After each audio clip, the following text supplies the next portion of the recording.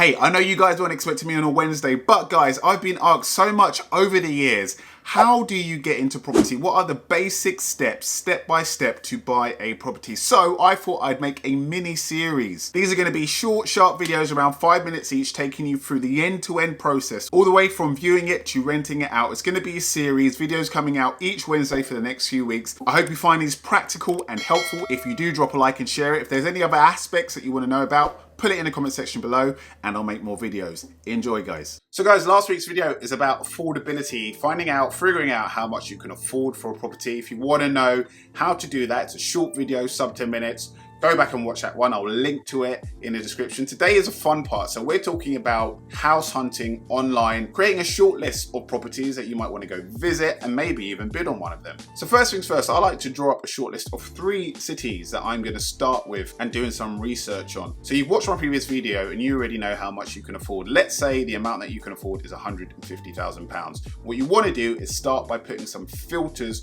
on a search portal. I'm going to use Rightmove. Have a look at this worked example. So unfortunately you can't search on the whole of the UK. So let's start with Manchester, kind of a go-to city for property investors. And I'm going to click for sale, search radius. Now I'm going to expand to 40 miles. Now I've been through all the steps in my previous video and I know that I can borrow 150,000.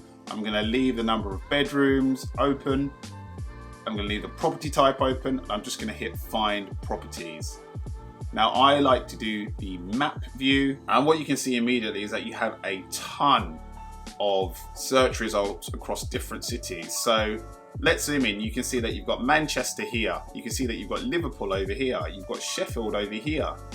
And if we zoom out, we can see that we've got, a very specific part of the UK. But if you wanted to go further up north, let's try Newcastle and expand the search radius to 40 miles. Again, here's some results for a different part of the UK. You've got Middlesbrough over here. You've got Newcastle, as we originally searched for, here. You've got Durham here. And let's try and come a bit more down south towards the Midlands. Let's try around Birmingham. I'm pronouncing it like a proper Londoner, Birmingham. So you've got Birmingham here. You've got Northampton. What's this city right here? You've got Nottingham here, Leicester here.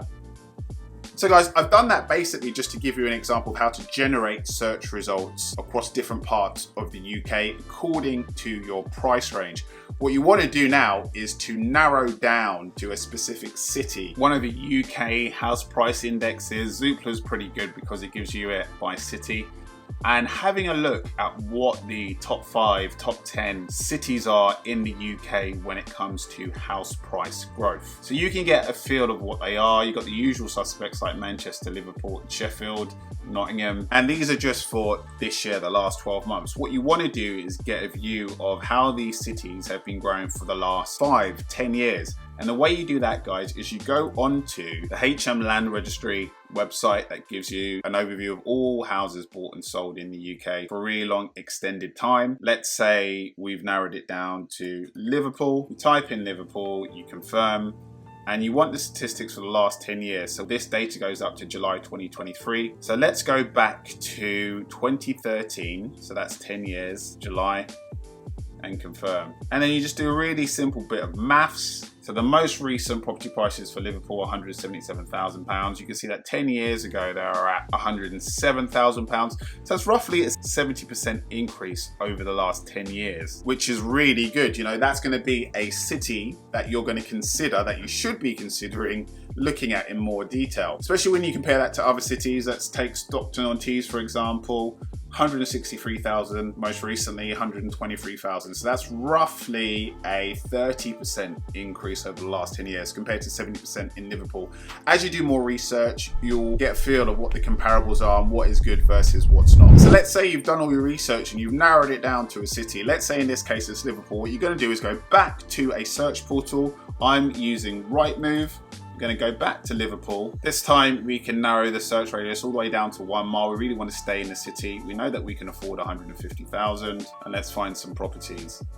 I like to go back to map view, and by the vast number of search results you can tell that Liverpool is a city that is not only well within your affordability range because there's so many results, but your research on HM Land Registry also showed you that it's a growing city with growing property prices. So it's a growing city within your affordability price range, a really good sign.